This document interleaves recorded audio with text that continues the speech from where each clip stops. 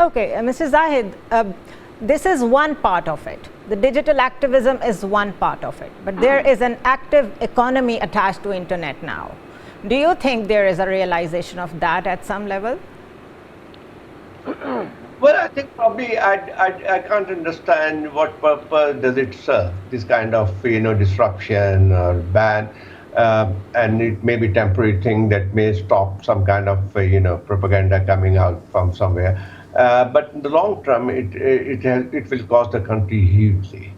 Not only because the people have become familiar with that, but also because it's kind of also shows that there's some kind of restriction on the expression, freedom of expression, and I think that that's not good news for the new government. The one thing, but Pakistan has developed massively the what we call e-trade and the online trade, which has going, I think probably is gaining strength. Yeah. And a large number of Pakistanis are not completely dependent on this e-trade. So it is also going to affect it, number one. Number two, Pakistan's IT export has increased tremendously, and I think probably it's a lot of potential. But this kind of disruption will affect it adversely. So I think probably overall, if they want it, it's not like this kind of restriction has not happened this time for the security reason. Yes, one can understand that whenever this kind of security situation happens, we could see a limited, stop of or switch down of the social media and also mobile phone, but in a particular area which are troubled. But this is countrywide. And I don't think there is any security situation facing this country, and which could be avoided or prevented through this kind of ban.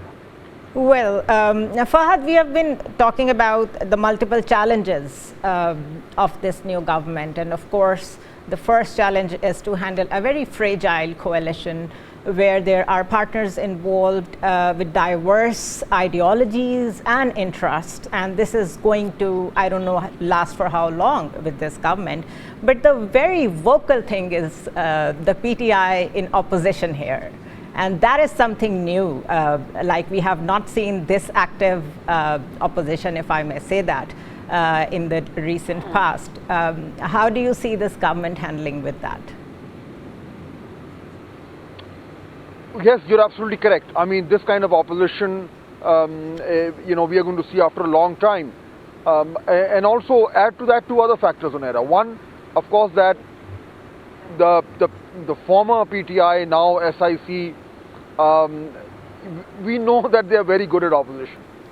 We know that they are very good in pursuing disruptive politics, whether inside the parliament or outside in the streets. They can shout very loudly. They can be very aggressive.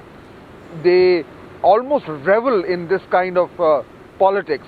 I mean, I'm almost tempted to say that they do opposition politics far better than they do governance. It's easier. It's easier. So I think they're So I think they are back in their comfort zone, and PDM. But it's not the PDM government, but the new coalition is not used to it. Because remember, in the previous government, they had no opposition because the PTI at that time had boycotted. So they had very smooth sailing in the parliament.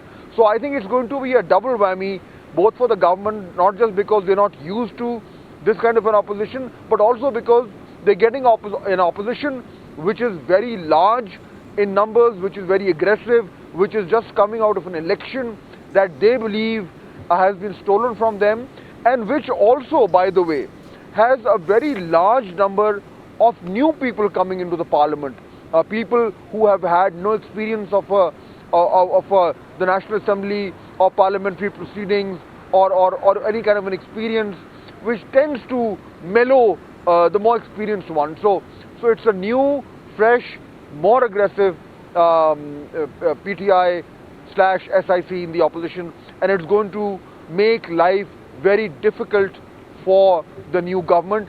But last point, would it really be able to disrupt legislation. I think that's the important point. The government can deal with ruckus and noise and sloganeering and shouting, that's okay. But the real problem is if this opposition can disrupt legislation. And so far, as we know, I think that's where they're going to fall short because they don't have the numbers.